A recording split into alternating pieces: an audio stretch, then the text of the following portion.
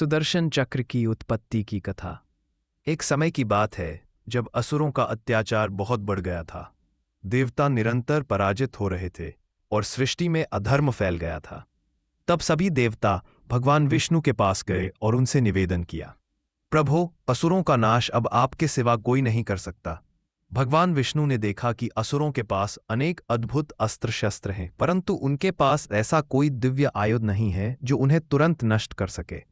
इसलिए उन्होंने निश्चय किया कि वे स्वयं भगवान शिव की उपासना करेंगे, क्योंकि केवल शिव से ही अद्वितीय शक्ति प्राप्त हो सकती है। भगवान विष्णु हिमालय की एक गुफा में जाकर कठोर तपस्या करने लगे। उन्होंने हजारों वर्षों तक ओम नमः शिवाय मंत्र का जप किया और शरीर को भस्म से लिप्त रखकर ध्यान में लीन रहे। उनकी तपस्या से प्रसन्न होकर भगवान शिव उनके सामने प्रकट हुए और बोले, विष्णु, मैं तुम्हारी भक्ति से अत्यंत प्रसन्न हूं। बताओ क्या वर चाहते हो। विष्णु ने कहा, भगवान, मुझे ऐसा दिव्य अस्त्र दीजिए जो धर्म की रक्षा करे और अधर्म का नाश करे। शिवजी ने मुस्कुराते हुए अपनी शक्ति से एक तेजस्वी चक्र उत्पन्न किया।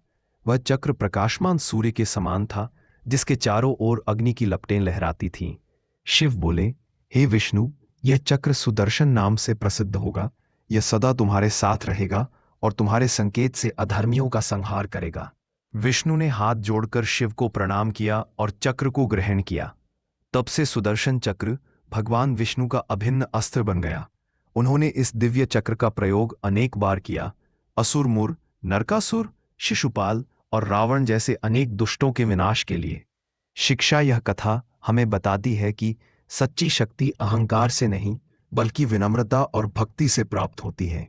जब देवता भी शिव की आराधना करते हैं, तो हम सभी को भी नम्र होकर परमात्मा का स्मरण करना चाहिए।